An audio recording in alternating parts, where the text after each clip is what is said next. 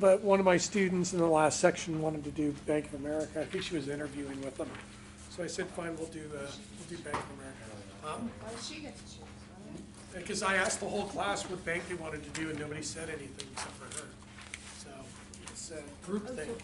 If you don't speak up, somebody else will speak up, and they'll make your decisions for you. Which is kind of a good or a bad thing. If they're right, then it's great. If they're wrong, it's a horrible thing to do. So these are the intrinsic valuations. This is what you're going to be producing over the next couple of weeks. Okay, I've already trained you on how to do the intrinsic valuation work. I brought Sarah Vettel. Does everybody know Sarah? Everybody knows Sarah? I hope so. Sarah's totally awesome. She's going to come in and show us where to get the data that you're going to need to be able to conduct the intrinsic valuation for Bank of America. Okay, and then I'll work with you over the next couple of weeks to train you on how to do the analysis. I would start doing the research on B of A, start finding financial ratios for B of A and the top 5 banks. We're going to use Bank of America is going to be the subject bank that we're conducting the intrinsic valuation on. Their direct competitors is JP Morgan and Wells Fargo. We're also going to include Citigroup and Goldman Sachs, okay, as your peer group. And you're going to need to collect the financial ratio data for all of them, because we're going to have to calculate the peer group ratios to do the financial ratio analysis. And I'll go through these presentations in more detail once Sarah is done. And then what I'll do is after she's done doing the presentation on the data, and then I do the presentation on what the intrinsic valuation booklet or pitch book looks like, and then we will watch the inside job, and during that time period I will grade some of the papers and go over them with you. I don't have all of them done right now, but I'll have everything done on Thursday. So on Thursday you'll come back, we'll do the problems, and we'll do the inside job stuff. Sarah Vettel is totally awesome. She's going to help us. What I would do is make sure that you take really good notes, because a lot of times Sarah goes through the presentation, I go through the presentation, and I still get questions where I don't know where to get the data, Professor Souza. I'm totally lost. Okay, so if you don't come to class, obviously you're going to be totally lost. But I would take really good notes, and then I also am videotaping the course so that you can go back and use it as a reference. And Sarah is awesome. She's available 24 hours a day, 365 days a year. More than happy to take your questions at any time of the day, I'm sure. Except for maybe Saturdays and Sundays and any time between 5 and 5 in the morning.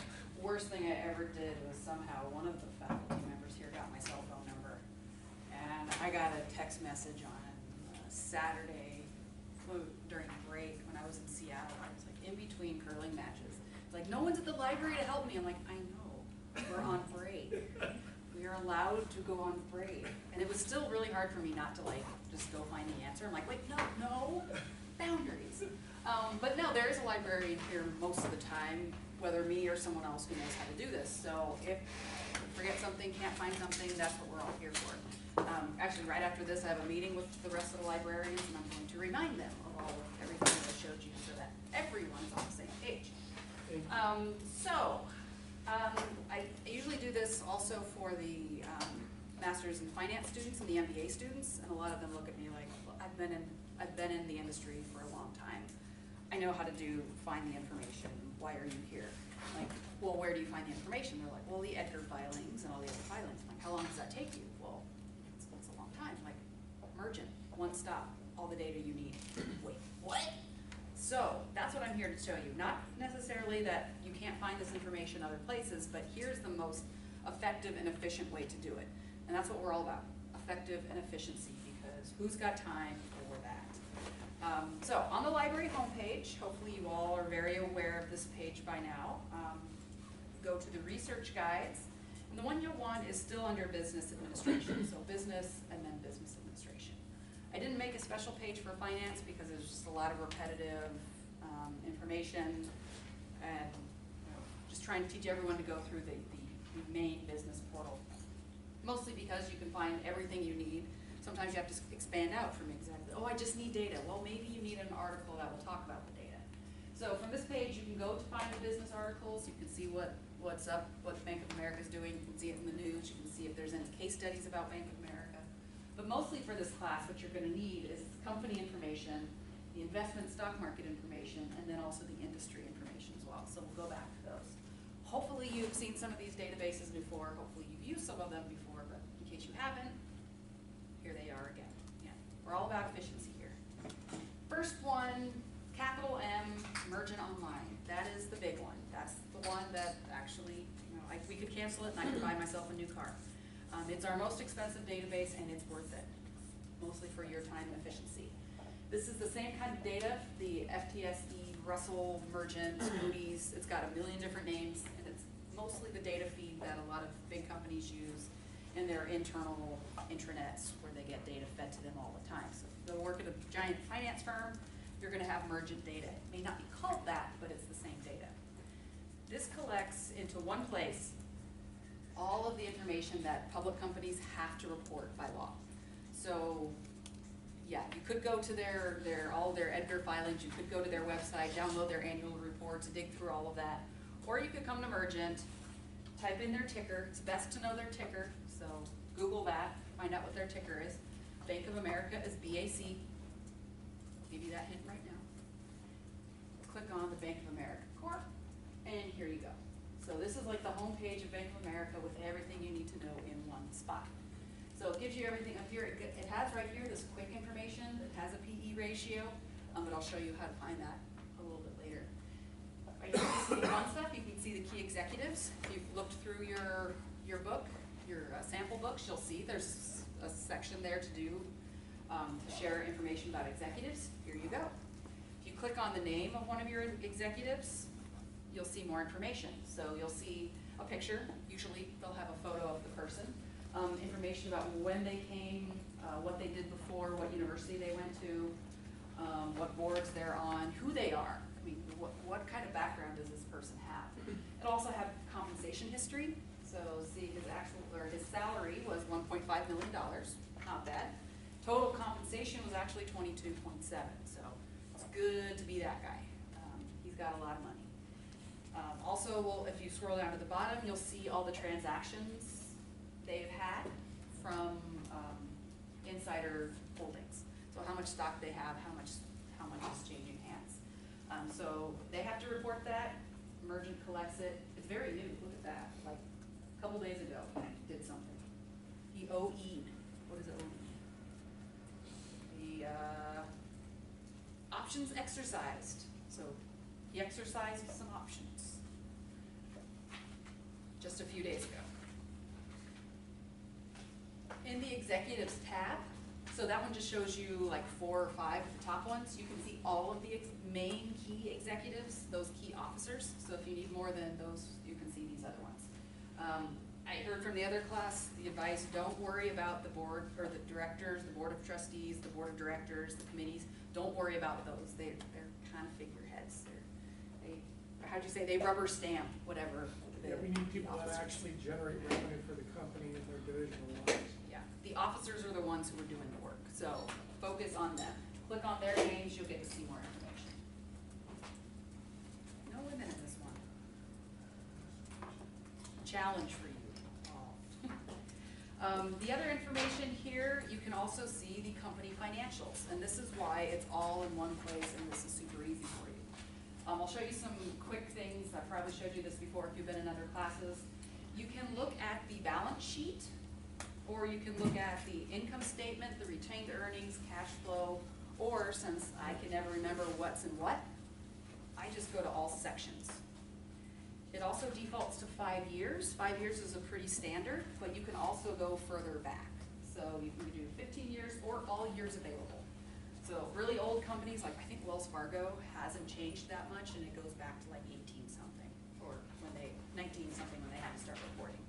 So you get all years available, hit refresh, and there it is all in one spot. So here, as you look through your books, you saw a lot of charts and a lot of graphs. Here's your data. Some are blank. That's not because they chose not to report it. It just means it's not applicable. They have to report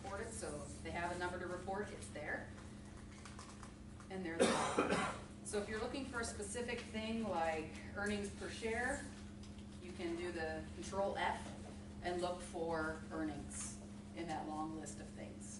So there's the earnings loss, net earnings, per share basic, so there you go. There's everything you need to know right there.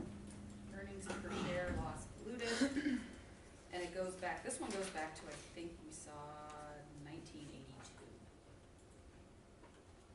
So, yeah, 1982. EPS?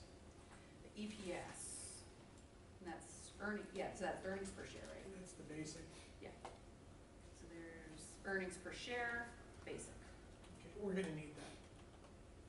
So there's that piece of data. Everything that they have to report is here in one spot. The other thing is kind of like it is the onions of databases. There are layers. There's also some other things. This goes to as reported. There's other options there. Sometimes the key data point you need is under one of those. So here's some preliminary numbers. Here are the standardized, which are some other cash and equivalents. Other information that you may need might be under this tab. And then also a big one is the ratios. So not every ratio known to man is here, or known to humans is here. Just the key ones. They have added a few by popular demand. I like to think it's because of us, because we call them and pester them all the time, that they added one of the key ones that we've always asked for, and they finally put it up. I think it was the debt to equity. I said, can you do that ratio? And finally, it's up there. I'm sure other places have asked too. But there's your ratios. If the specific ratio you need is not here, that means they probably just didn't calculate it. You're gonna have to do that calculation. And that's why you have the textbook and your professor and other ways to be able to calculate that yourself. So they've done the calculations for most of them, not all of them. And then there's some, here's the EPS. It's under analysis. They have the net basic, the continued, the diluted, all that stuff. So all the data's there, you just have to pick around and see where it is. It's really easy to switch over to a new company, so you want to compare Bank of America to another one. Let's see, Goldman Sachs, ARGS. Most of these make sense. Some of them, like, how'd they get that ticker? And it'll go right to that same page for that other company. And then you can do the same page. You can go back and look at their executives, you can go back and look at their as reported data and such. Citibank is a good one. It's C. I always like those tickers with the one letter. And you can just go right over to theirs as well. Okay, questions, concerns about that one yet? So we got the, and then so we got the major financial ratios, we got the earnings per share basic. I'm gonna ask you guys to give me that data when we start doing the valuation work. And then we went to the executives. Do they have pictures up there of the executives? Yeah, you're gonna be bringing those over into the report. Please note you're gonna need their name, their title, the MBA program or JD program that they went to, the number of years they've been at the bank, and then if you can give me maybe one or two other banks or institutions that they were prior, then we can get a really clear view. Do not use board of directors, use individuals that are actually running profit centers, within the organization. So he's an I just switched over, this is Citigroup. But you can see here he has his BA in finance from Howard and an MBA from Harvard Business School. You can see that he had been at other positions within Citigroup, so you'll be able to see that as well. So that's the big one, that's Mergent. Pretty much the closest thing we have to a one-stop shop. But there are, of course, other stops you can take as well. Mergent is just data. They don't really do much analysis. They just clean up the data, make sure that there's no typos, double check it, put it all in one spot, make sure that it has a history. MBA students always ask me, is the data correct? It's as correct as reported. So if they're cheating on their books, we're gonna have cheated numbers. But Mergent doesn't. They transcribe as reported, and they are as clear and correct as possible. But they don't do any analysis. They just give you the numbers, purely quantitative.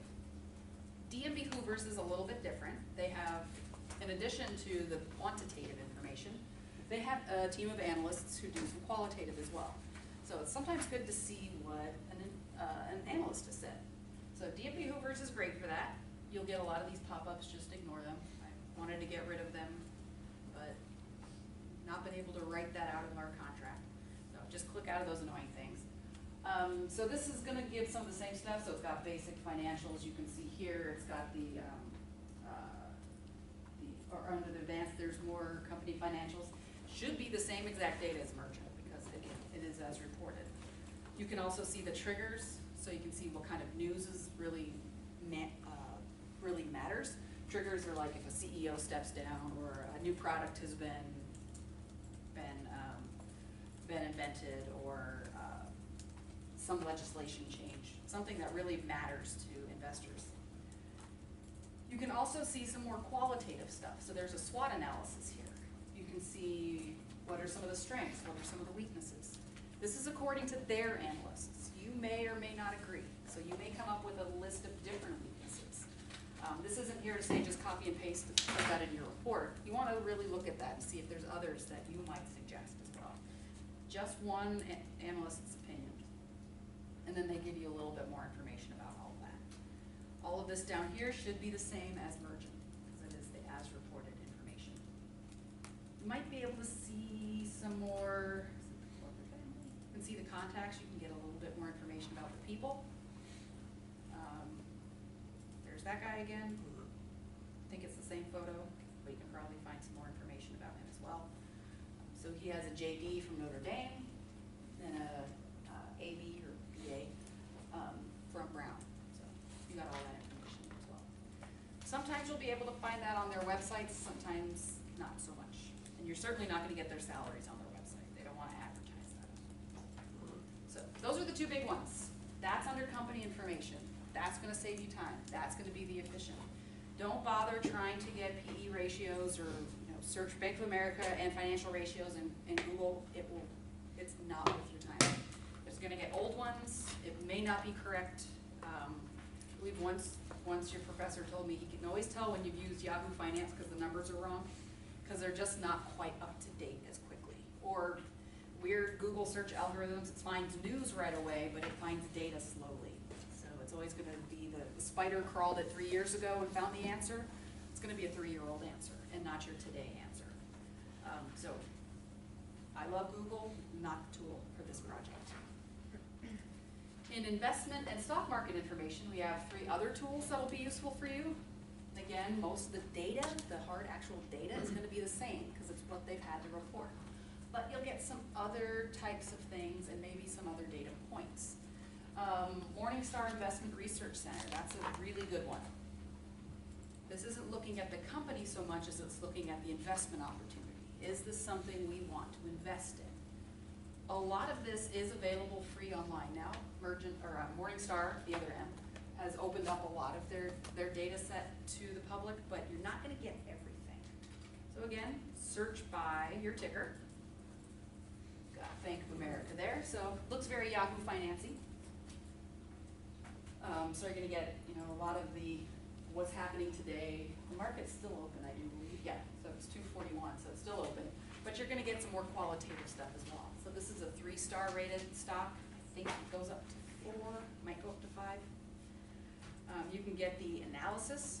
So you can get an analyst who's written about it, where this stands, and see you should consider buying at this level, what he thinks you should buy. Consider buying at that, consider selling at that. That's his opinion. You may come up with a different valuation. And then some other analysis here. So that you won't get free online. They hunker that down. The valuation tab also has more data. Sometimes it looks out to the future. Not always. It really depends on the analyst, whether he or she wants to go that direction. And it'll also sometimes compare it to the industry or the other S&P 500. So all the different things you learn in class, they've done here. also has some key ratios as well. There's financials, there's some more key ratios. They've probably calculated other ones that matter to them more, or ones that people have argued with them to include. So Morningstar, fantastic resource. There's a bunch of different analysis firms out there. Morningstar is one of the bigger ones.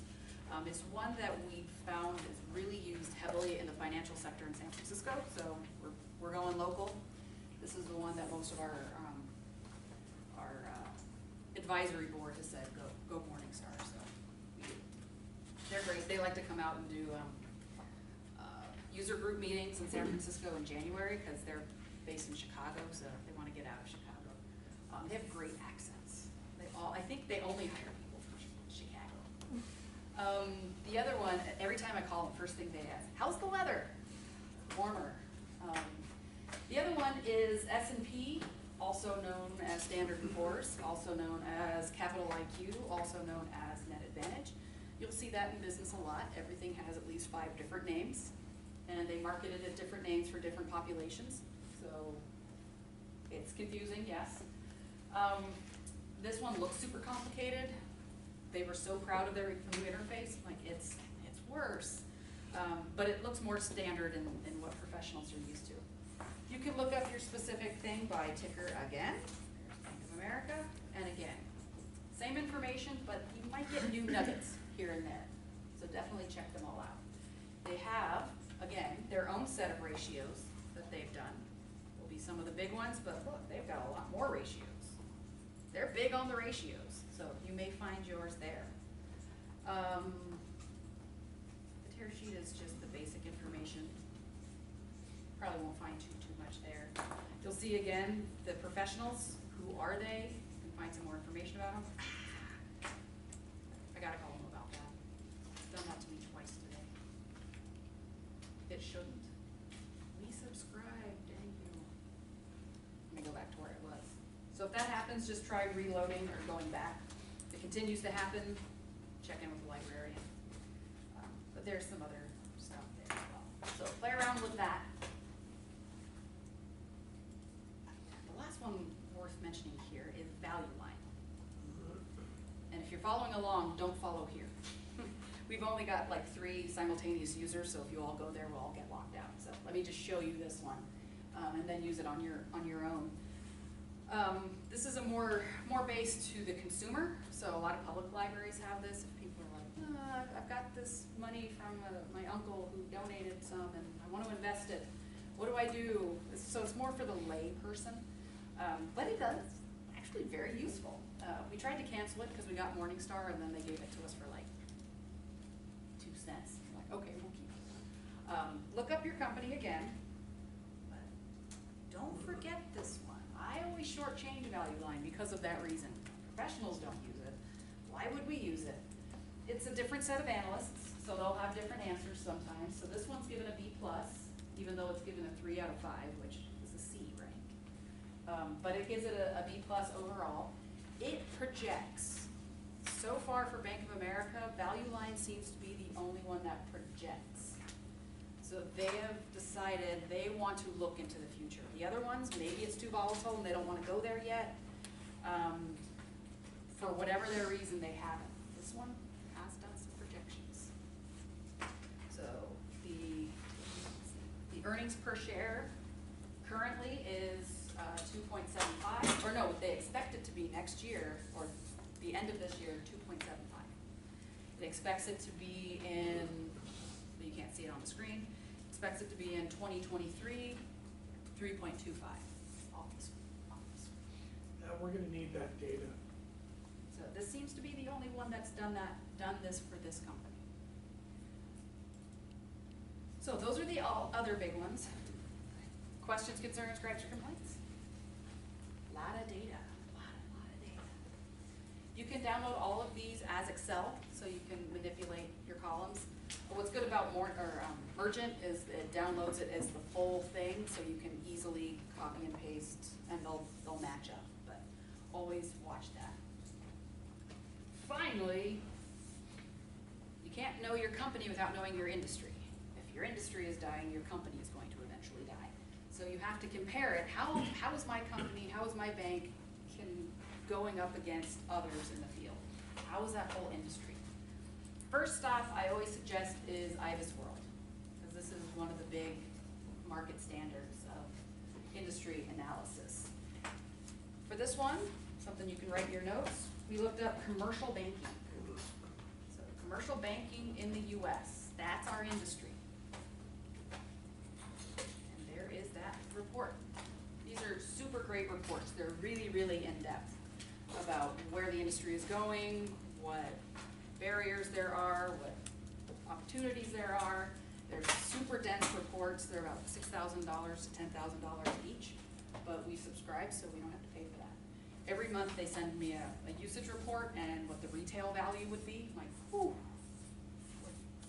we got a deal with our $6,000 subscription. Over here in the corner is the key statistics field. So again, all of these other tabs are qualitative, with a little bit of, obviously, the numbers of which they come up with their qualitative assessments. But skip over to key statistics, here's your data. Their big score a few years ago was they have the RMA statistics, which is the Risk Management Association. Used to be Robert Morris something, so they kept the acronym and changed the name. And these are the big industrial financial ratios. So all that stuff you need there, the industry is here. You can pull out one piece and then compare it to what your Bank of America data is.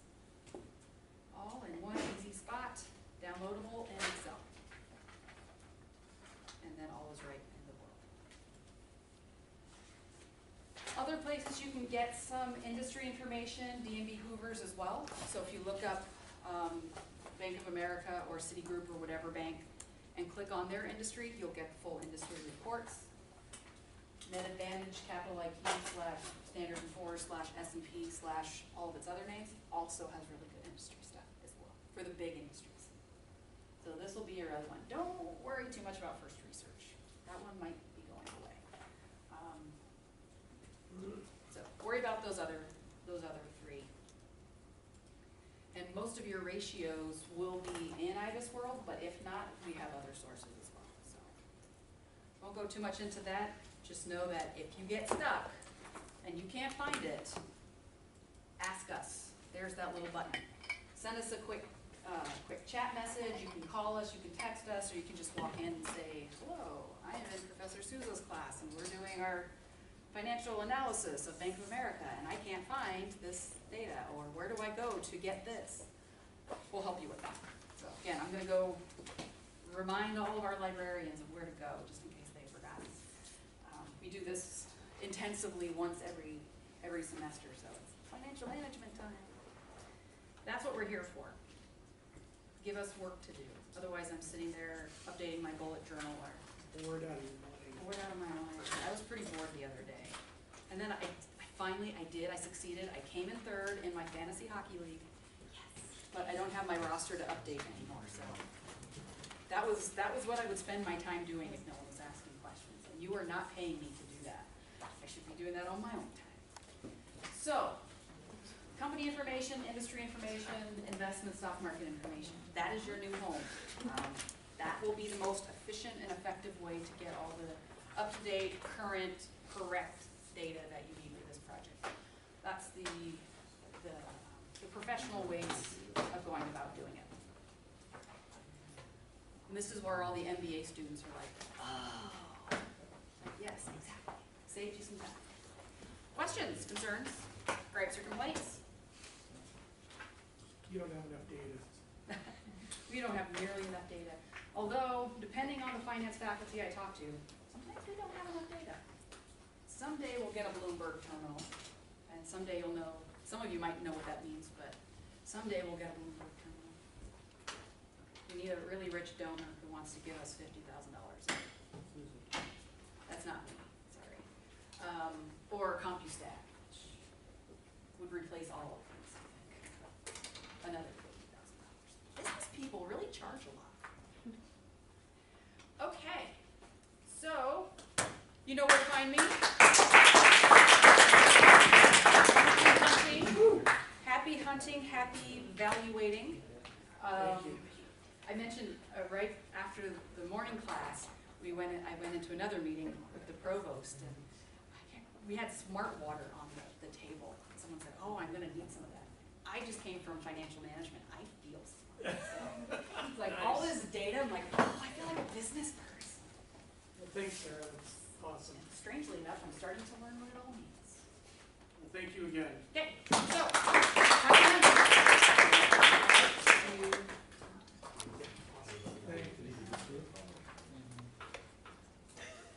So I'm going to go through the reports, okay, so you have a clear idea of what the expectations are. All right, so this one's actually pretty good. Jordan and Mason and Adam did this one. We're doing Bank of America, okay? You're going to need to pay attention, okay? We're doing Bank of America, okay? Before I start, how many people don't have a team to work with? Okay, got it. I had one person last semester. He said, I want to do it by myself. Or actually, he wasn't quick enough to get into a team, so he and I worked on it together. How many people have 4 people in their team? How many people have 4 people in their team? How many people have 4 people in their team? How many people don't even know that you were working in teams up until now in the semester? Okay, how many people have 2 people in their team? Okay, how many people have 4 people in their team? You have 4 in your team? Well, we wanted to, but, You just have 2? no, I said we wanted to have 4 people, but, No. no, No. it's just- How many people have 2 people in their team? How many people have 2? Okay, I guess we'll figure it out as everybody figures it out. You can't work in teams. I've been doing this for 20-something years. Teams of 4 don't work. 1 or 2 people don't do the work, the other 2 people do the work, or the 1 person ends up doing the work, okay? 2 people's really good, but you have to be really good to work together. In a team of 2, you gotta be superstars to be able to do that. But 3 seems to work the best, because it creates enough drama, you know, amongst the other 2, to keep everybody honest and keep them motivated to actually do the work, okay? If you do run into any problems, if any of your teammates aren't doing the work or don't respond or any of that stuff, you tell me and I'll let them go, okay? Because they're just wasting your time sitting around, okay? So that's basically the team stuff. So here's the report. I would go around and start taking pictures of these reports so you have good templates to be able to work from. But as I go through this, I'll see if this is actually a good one. The first one is the actual packaging of this. Do you know what this is?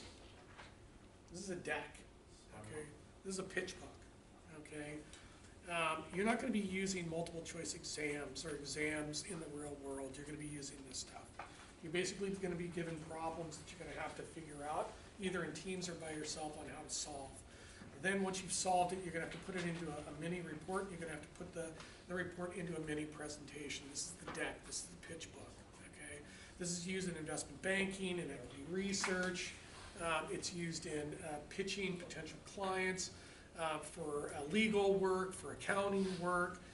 The marketing and advertising people use pitch books to basically be able to communicate the results of the research, results of the marketing. This is it, okay? The memos and this are it, okay? Okay, so you need to be able to produce those, and they have to be perfect, okay? Please do not take the memos lightly, okay? Because at the end of the semester, when I'm handing out the A's, if the memos are blown up and they don't make a mistake, you're not going to get the A, okay? So don't wait till the last minute. Work with me. Make sure that the memos in this presentation is perfect, okay? And then once I sign off on them, you can go produce this, okay? You're going to go to the print shop. The print shop is underneath the power plant, which is where the business school is, the graduate school. If you go to the power plant, you're looking at it, you walk to the right, you go down the driveway, and you go around to the back, and that's where the print shop is.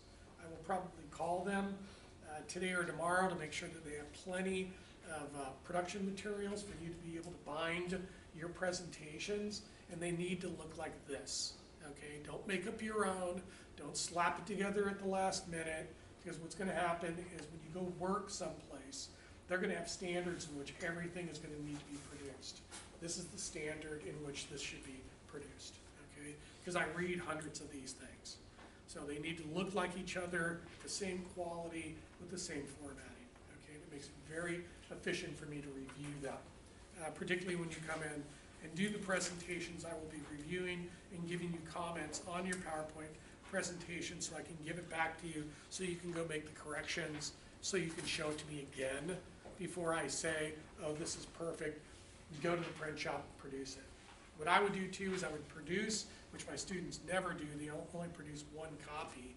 If it's a really good presentation, I would produce multiple copies. I think it costs like $7, $8, maybe $10 max to produce one of these. If these things are really good, along with your memos, this is produced in color professionally. Your memos are produced in color professionally. You can use those as writing samples and part of your portfolio that you're going to show potential employers for internships and jobs. Because they're going to want to see the type of product that you can produce. They want to see that you know how to write. They're going to want to see that you know how to do the marketing. Okay? And if you don't, then they're going to get really, really frustrated when they look at your stuff. So first things first, it's got to be a clear cover like this. Okay? Sometimes the students get carried away and rush. You don't listen to me, and they do these opaque covers. Now, can you see my face through this cover? No. Can you see my face through this? Yes. What's the first thing they look at when they look at the report? Marketing people. What's the first thing they see? The front page. Okay. When you have an opaque, you basically create a blockage. Okay. You're setting up a barrier between the communication between you and the instrument.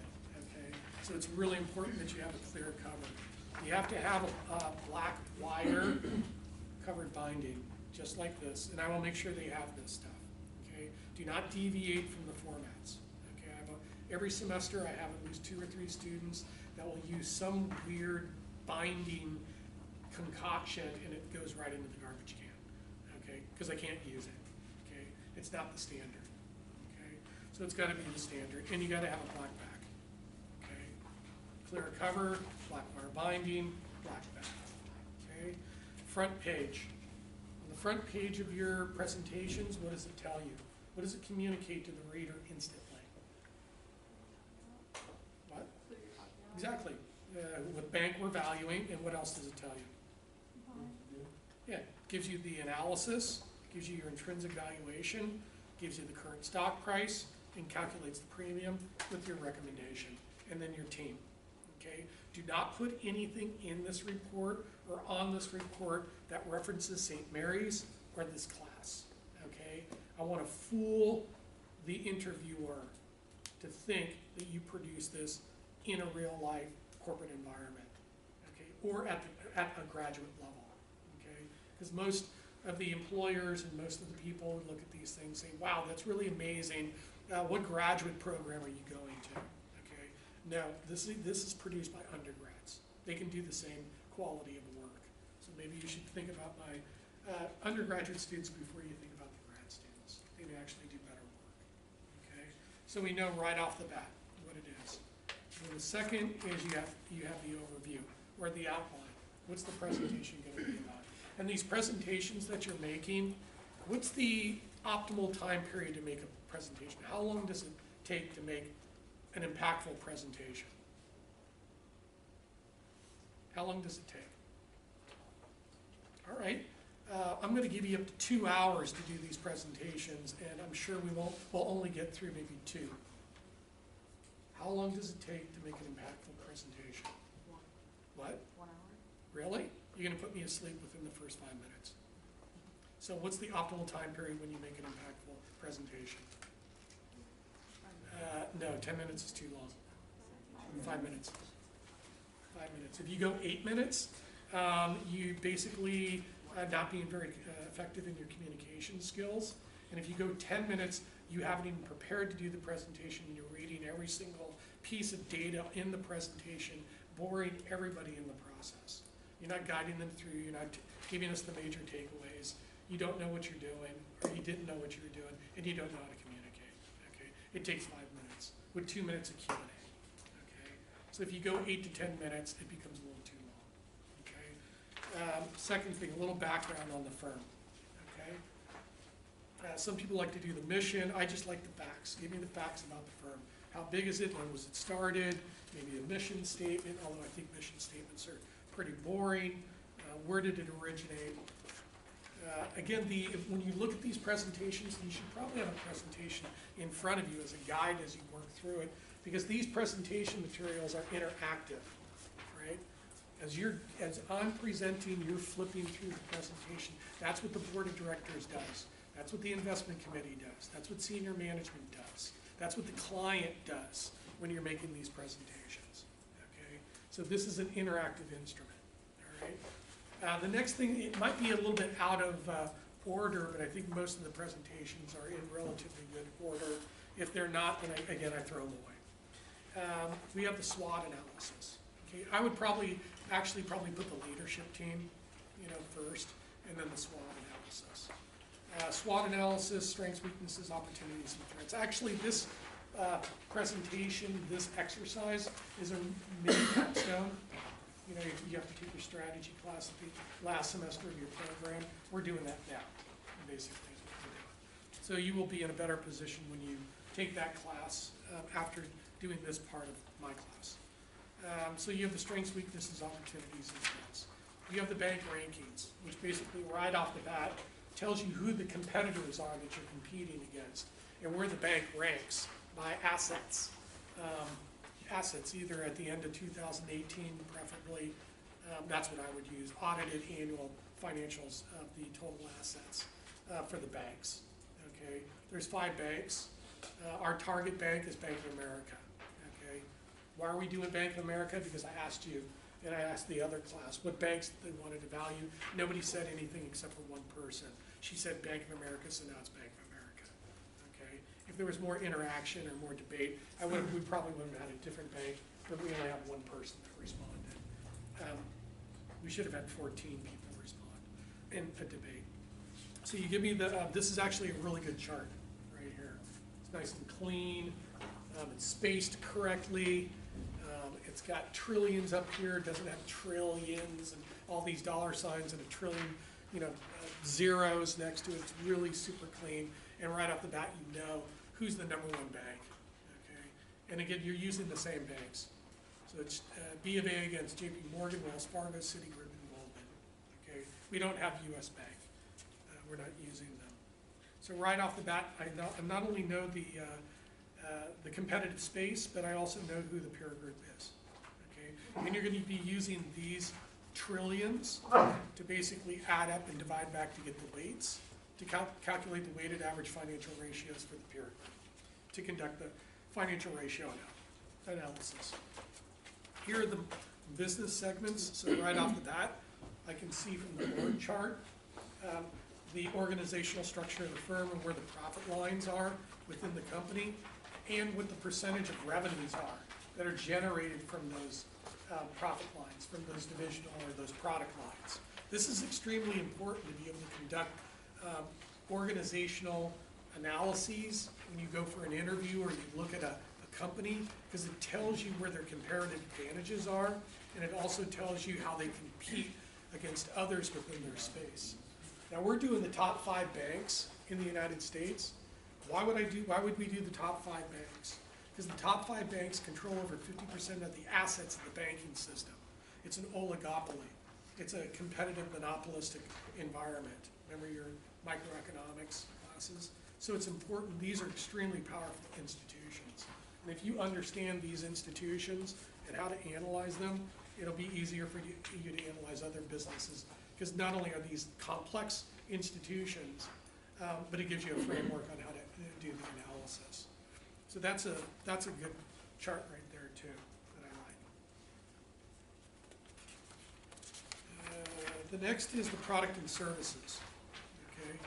Not only do I like to know the contribution by product line, the divisional line, and its contribution to the total revenues into the company, but I also like to know the products and services that contribute the most to the revenue, but also what products and services are generating revenue faster, driving earnings growth, driving revenue growth in the future. So I usually put asterisks next to them, maybe 1 asterisk or 2 asterisks depending on the speed and growth of the revenue or the contribution. So very quickly I can see what product lines are generating the most revenue, which ones are growing the fastest. Okay. So that's actually a pretty good one. That's a pretty good chart too. The leadership, I probably would have brought the leadership up further up, like right before the SWOT analysis. Does the composition of the leadership have an impact on the earnings growth of the company? Yeah. Or the profit? Absolutely.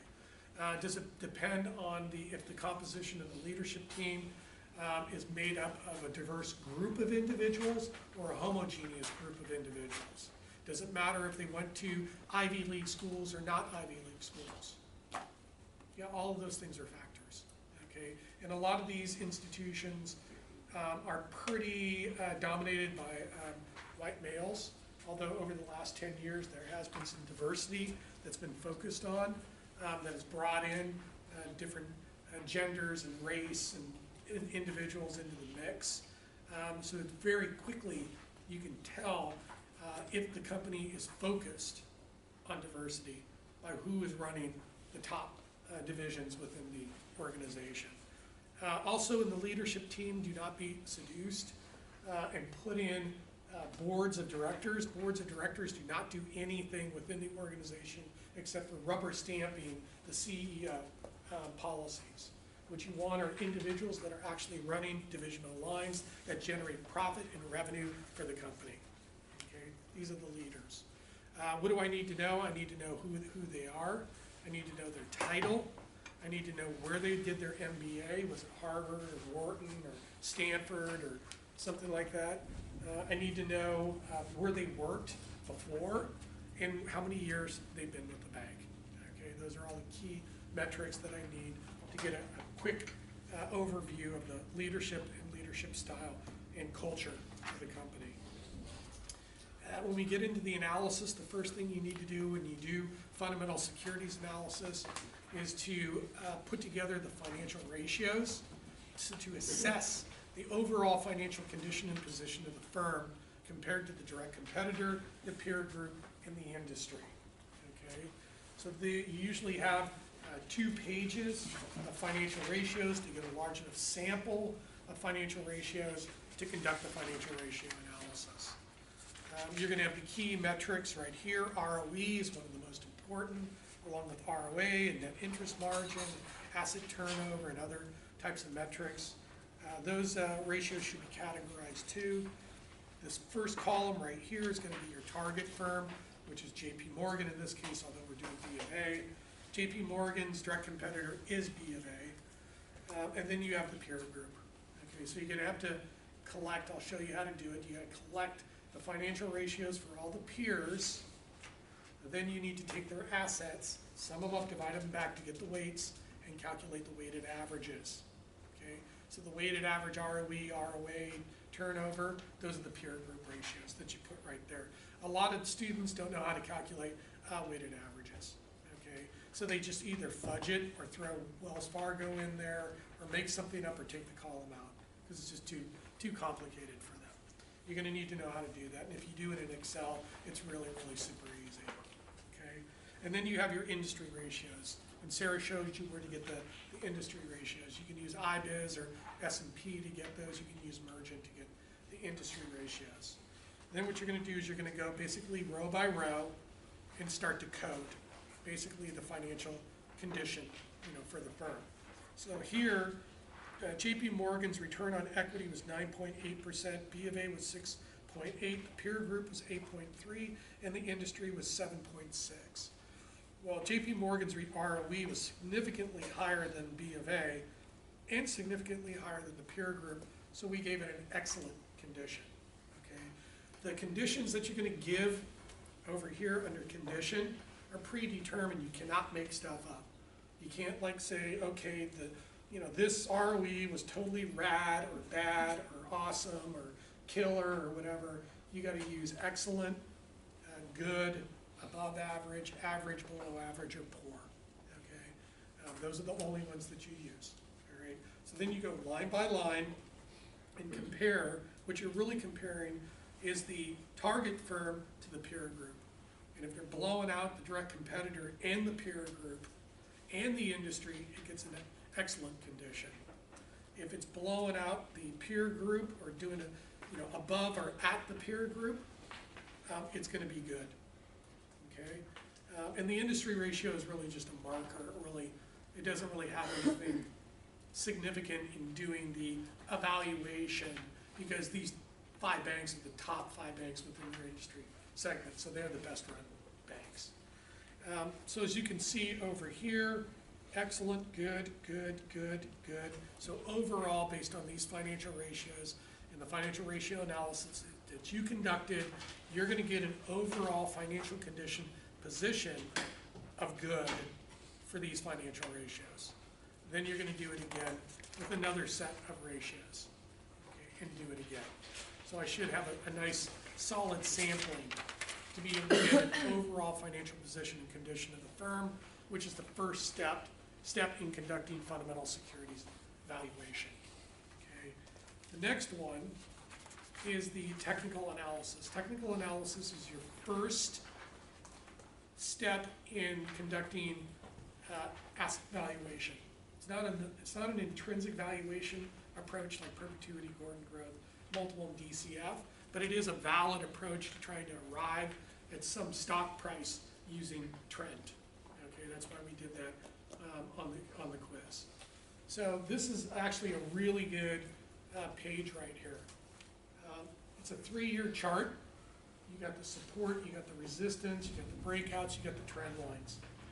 I got the RSI, I got the MACD. So basically I look at the historical trend over the last 3 years. A lot of my students like to use a week or a month. You can't really get trend, over a week or a month. You need at least 3 years of data. And 5 years is too long, and 1 year is too short. So you use a 3-year chart. And then as you can see that JP Morgan stock price has been in an upward trend for quite some time.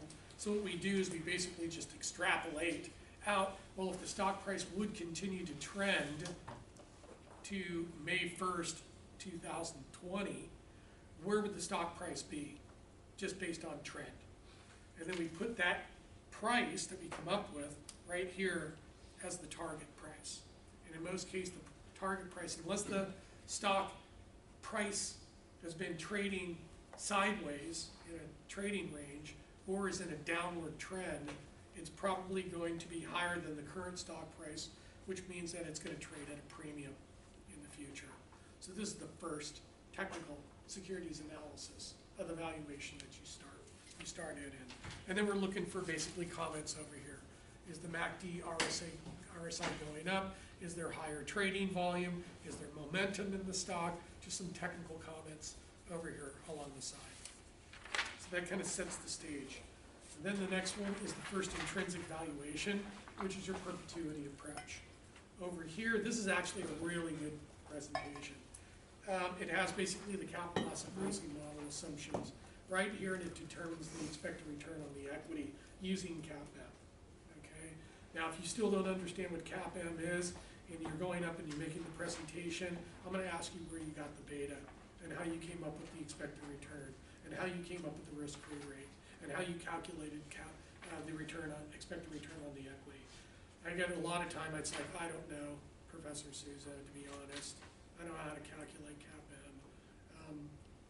Tony calculated it, or basically I took it from the presentation that you gave us as an example because I don't understand what I'm doing. So I basically just plugged the numbers in and used them from Wells Fargo and just plugged them into JP Morgan or BofA. I get that, stuff like that. Okay. And then there's some assumptions here. I don't require this. And then right here it gives me the earnings per share. Now you're going to be doing earnings per share for 2020, 19, and 2018. You probably want to write that down, okay? Because every semester I get students that are doing 16, 17, 18, or 19, 20, 21. What I want to do is I want a forward-looking earnings per share so I can use that to calculate the valuations. I want a 2019 estimate of earnings per share, and I want the earnings per share for 2018 with the percentages underneath it. So very quickly, I can see if there's any momentum in earnings growth for the company. Okay, And that's where it should be. So the CAPM's here, EPS are here, and then the valuation sensitivities are right here. So we got the 7%, 8%, and 9%. And actually the 7%, 8%, and 9% sensitivities were determined using CAPM, the weighted average cost of capital, and the long-term expected return of the market. They kind of cluster together. So we can create sensitivities based off theory. And then what you're going to do is you're going to calculate the intrinsic value, in this case the perpetuity model, and rank them from high to low. Okay, so all of them are going to be high to low. Then what I can do is I can turn the page to Gordon Growth. Oh, sorry. Up here at the top, I got the intrinsic value right there next to the current stock price with the premium or discount calculation. So very quickly, I can burn through this stuff. And since there's redundancy within the data across the presentation, everything ties together, right? So it's all related to each other. Okay? That's a sign of a good presentation. And then you have Gordon Growth with the same CAPM table, same earnings table, and here you have the sensitivities, not only for the discount rates, but also for the expected growth rates. Okay? These banks are really big. B of A and JP Morgan are like 2 trillion in assets under management. There's no freaking way in heck that they're going to be able to grow their earnings per share forever at 2 or 3%. So we're going to focus on the 1%, but I like to put the 2 or 3% in there to see if, what the valuations could be, if there was any positive upward revisions or upward surprises in earnings or maybe interest rates or other macro factors that might shock the valuations of these things. Then the next is the multiple approach. This is exactly the way the multiple approach should look like, where you have basically the multiples table right here for the competitive group. You have the 2020, 19, 18, and 2020 and 19 are going to be estimates. There's a little E right there. And then you put together the multiples. You use that as a guide to then set the multiples here from high to low to be able to then multiply these by the 2000, this was 2018, we'll be using 2020 earnings per share projections to get the valuations from high to low. You put the valuation up here under intrinsic value, the current stock price is there, and you calculate the premium or the discount. Okay. These are very simple tables, right? Not a lot of data on it. So you can just burn through them really quickly. It's easy to find the data, and it's consistent. The discounted cash flow, this is a really good table too. Students seem to mess up this table a lot too. So you have your weighted average cost of capital table right here. I'm going to ask you where you got the capital structure. Where'd you get the cost of the debt? And how'd you calculate the cost of the equity? Well, the cost of the equity is going to be consistent with the CAPM calculations you did in perpetuity and Gordon Growth and tie right here into the cost of the equity in CAPM. Then what you're probably going to have to do is go out. I've never really seen any of my students do this, is to go out and see if they can find existing Bank of America bonds, preferably with maturities between 5 and 7 years, and give me the yield to maturity, the current yield to maturity, or find in the footnotes, the accounting students, find in the footnotes of the annual reports or in the 10Ks of any 5 to 7 year bonds that they've issued recently with the yield to maturities to get a proxy cost of the debt. Okay. And then I'll show you, we'll go get the long-term debt, and we'll get owner's equity, and we'll calculate the weights using that for the capital structure to be able to calculate the WACC. Okay. And then over here, you have your holding period, the terminal value, you got your earnings per share projections, you got the growth rates in the earnings per share, you got the discounted cash flows, and again, the last year in the holding period has got to be the discounted cash flow of the earnings per share plus the terminal value discounted back, so I can add these discounted cash flows up and get this intrinsic value right here, which ties directly to this intrinsic value and ties directly to that intrinsic value there. Okay? So it all ties together. So I'm looking and checking your numbers constantly to make sure that they tie together. Okay? Then the last one, we've seen this before. Basically, we've been working hard all semester to get to this point to produce this report. This is the weighting valuation. So I got the models, I got the intrinsic values, I got the 3 scenarios, I got the target scenario in the middle. I calculate the weighted average intrinsic values and compare the intrinsic value calculated to the current stock price. I got a premium in this case of 5.2%, which is reasonable. It's underneath the 20% that I'm using as a benchmark. And as you can see right there, there's a buy recommendation. This is the first time that in the presentation, other than the cover page, that I make the buy recommendation. So I'm hitting the investor or the reader of this between the eyes, a buy recommendation. I'm starting the process to convince them that this is a buy recommendation. And then the next page is the actual recommendation, buy, the intrinsic value, the current stock price, the premium. This is a really good last page. You got the index, the ETF, and the stock with the trades and the total trades. The next page are your references. This is what your reference page should look like. Okay? Not a page of URLs from the sources that you pulled, but this is a complete list of all of the sources. Why would you want to have a lot of sources at the back? Why would you want to have? Why would you want to cite a lot of sources? Credibility. What? Credibility. Yeah, credibility, validation, verification. That means that you went through all of the resources available to you to make sure that the presentation that you're making is the best presentation you can make. What I don't require, which I make my students do in my investments class, is the very last page would have your names on it with your titles. Senior portfolio manager, senior equity analyst, with your name, with a signature. You sign it and you date it. Okay. If you become a CFA or CPA, you're gonna have to sign off on all this stuff. Okay. If you're CFO, you got to sign off on it. You're CEO, you got to sign off on it under Sarbanes. Okay. So that's basically the presentation. Okay. So I would start doing the research, collect the data, be ready on Thursday, Tuesday. We can spend some time doing the problems. We can spend some time doing start pulling together the data, doing the valuation, so you can put together the professional pitch book, the deck, and start moving and driving towards completing this thing. And then making you're gonna make a professional presentation on this stuff the week before the final. Okay. And then I'll give you feedback.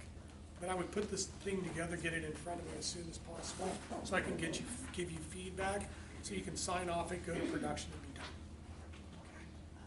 All right. Any questions? No? Okay, cool.